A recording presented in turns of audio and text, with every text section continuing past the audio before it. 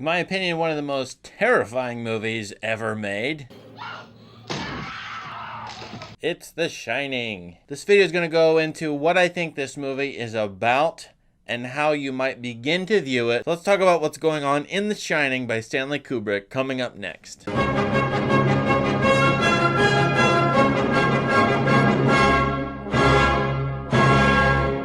The Shining is a 1980 movie released in 1980 starring Jack Nicholson, Shelley Duvall, Scatman Crothers. You know, Kubrick goes into a different genre here. He's already done the war genre, Paths of Glory, satire with Dr. Strangelove, science fiction with 2001, and Clockwork Orange. And then with Barry Lyndon, he did a period piece, so now he's moving in, at this point, into horror. And I think he borrows from a number of horror movies, many silent movies in my opinion, but also the great Japanese master Kobayashi. You should watch his Kwaidan, which has one of the greatest soundscapes I've ever heard.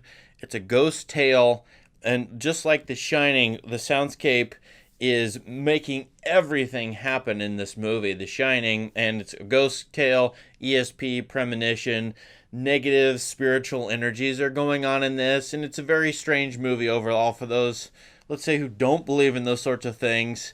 And it's a haunting nightmare of a movie for sure. Now, for those of you interested in this movie's interpretations, there are dozens and dozens on the internet. The documentary Room 237, which shows you a number of very strange, non-obvious interpretations of this movie. In fact, ones I think are pretty crazy.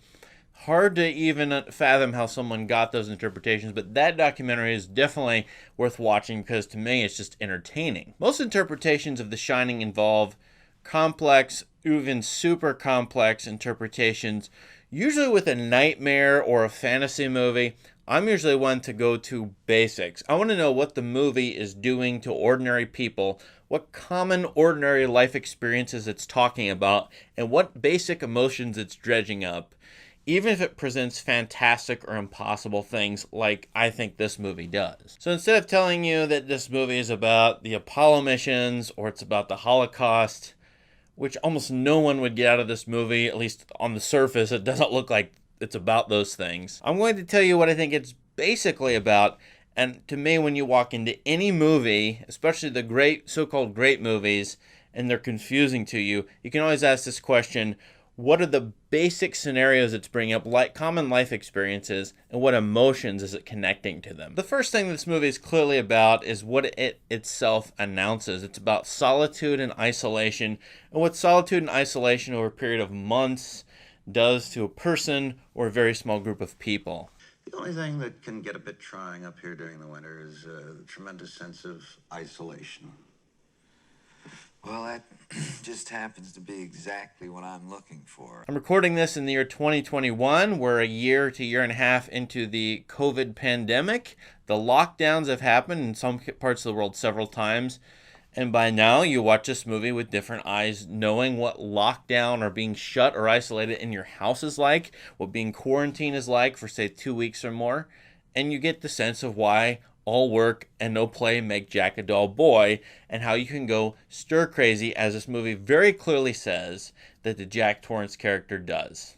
I'll come back later on with a couple of sandwiches for you, and maybe you'll let me read something then. Wendy, let me explain something to you. Whenever you come in here and interrupt me, you're breaking my concentration. You're distracting me, and it will then take me time to get back to where I was. When you're shut in and isolated with just a couple of people, you tend to begin to hate them more and more. You tend to pick up on their tics, the ones that are negative and annoy you, and then they get worse and worse, and then you start to fight. And then it may get worse. Of course, this movie takes it to its horrible end, trying to murder somebody else, especially murdering a wife and child under threat here. And the Jack Torrance character, we know very little about him. He basically is a flat character with almost no background, and so we have to just ride with the movie and go along with the crazy Jack Nicholson performance, believing that this man would turn into a killer of his wife and child. But that is what solitude and isolation does to people, and it should tell us that, hey, solitary confinement, not a sane or humane punishment. In my opinion, it's not. Along with isolation and solitude, you have this guilt over child abuse, One of the very few things we know about this family is that the Jack Torrance character has abused the boy, who is one of the stars of the movie. By abuse, it's a complicated situation. It may just have been an accident, or was too strong for the situation.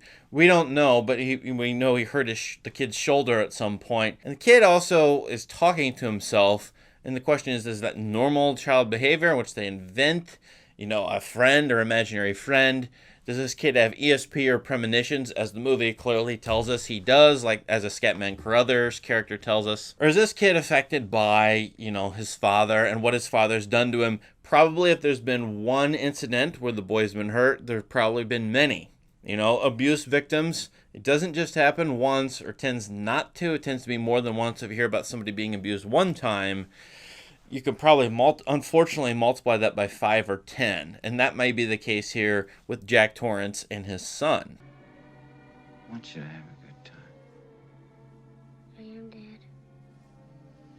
And it's very likely in this case, given what the Jack Torrance character does and says, that he is suffering from guilt from this child abuse. He himself is an unruly father, unfit to, take care of his son. And almost never in this movie do we see him even, have any sort of love or compassion towards his son at all. The split between the father and son is so great here. The mother is the one who intermediates. There are probably some Freudian themes almost for certain in this movie. But go even more basic than that. It's a father who can't relate to his son, and the father even abusing his son. You'll note how often that comes up in Kubrick. The character in Clockwork Orange of Alex, I think that's probably happened to him, a reason why he's become abusive. Certainly Barry Lyndon, abandoned by the entire world himself. Lolita is followed around by perverse men who want to be her father/lover. I think it's possible to see Kubrick is showing sort of messed up men, middle-aged to older men, really messed up, like the character, for example, in Dr. Strangelove. And then the Full Metal Jacket, drill sergeant character. He is very interested in the males who are sort of royally screwed up and what the consequences are to other immediate people in their lives. And that's certainly what's happening with Jack Torrance and his son, is what I'm telling you. So we have isolation and boredom. We have child abuse and guilt. And then the question for both of these characters, father and son, is or are they schizophrenic? Both of them seem to see and hear things as the movie goes along. And of course, by the end of the movie, spoiler alert, the mother also sees and hears things. So that's going to warp what I'm going to say just now. But certainly this movie makes the case, or one could say it's about people who are schizophrenic in isolated conditions. Now, one of the questions coming up here, and this being Stephen King and definitely horror tropes coming up, is schizophrenia actually spiritual, negative spiritual energy, demonic energy? This latent energy in the Overlook Hotel in room 237 that's creating all the disturbances and messing up these characters. That certainly is very plausible to say. And the question between is schizophrenia is all in the head, or is it caused by some kind of negative spiritual element? The movie, at least for the purposes of, the artwork and the entertainment here, is on the side, I think, that schizophrenia is not just in the head, it is out there. And whatever happened at the Overlook Hotel in the past is coming back. This is history repeating itself, as it were. Now, none of these things, isolation, boredom, child abuse and guilt, schizophrenia, and demonic energy, none of these actually explain the entire movie. They don't explain the last 3 or 4 shots of the movie. So clearly, when people are, as in the case of room 237, coming up with these super complex and off-the-wall interpretations, they're trying to make sense of parts of this movie or aspects of the movie, details that can't be accounted for by an entire explanation like I just gave. In fact, I don't think there's even one that can sum up the movie.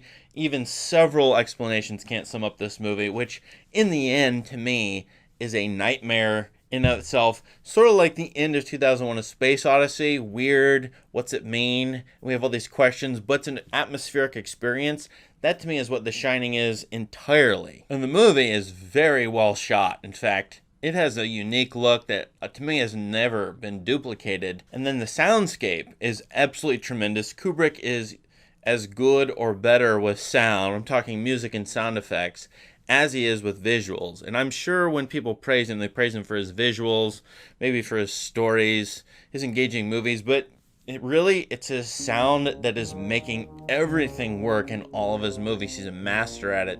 And really, he invented a whole lot of horror movie sound effects and musical tropes that actually seem cliche to me when I rewatch this movie, but I have to remember it. He came up with them, and I think based quite a bit, and I'm really serious about this, on Quiet End by Kobayashi. I will risk some negative comments by negatively criticizing this movie.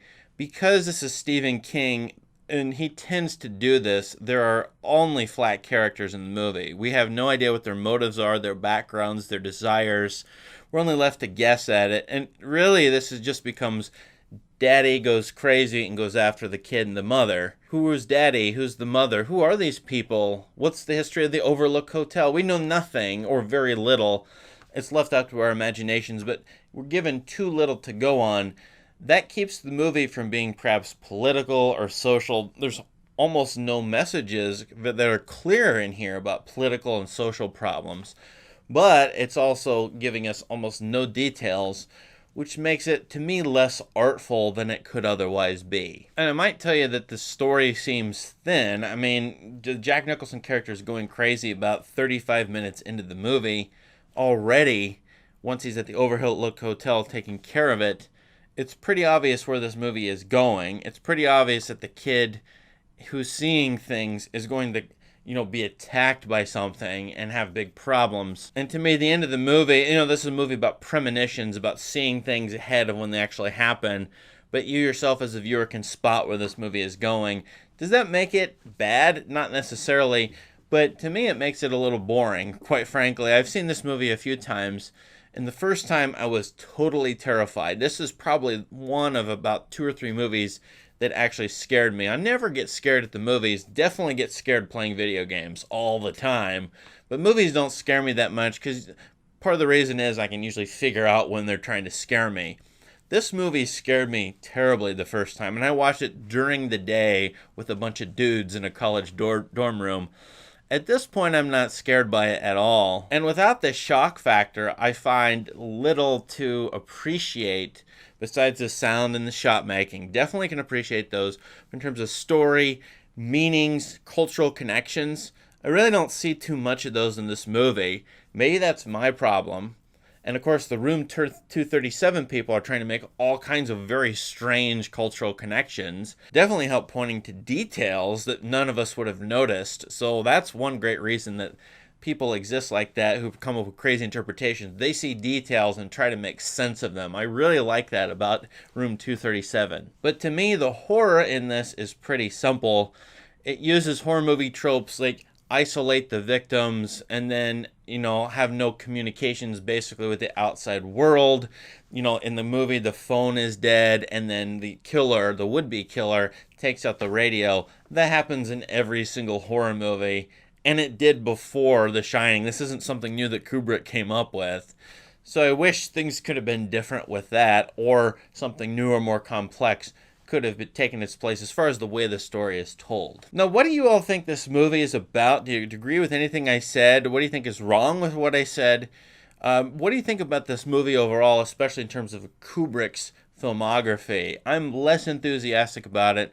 To me, Kubrick sort of drops off after Barry Lyndon and isn't as good after that point. Definitely in terms of the stories he chooses to tell and what they mean for us and sort of how they can strike viewers of sort of any background at any point in time. I don't think his last 3 or 4 movies are all that great, and The Shining is one of them. So what do you think about this movie? Let us know in the comments, and please subscribe to this channel for more great content. Thank you. Have a great day.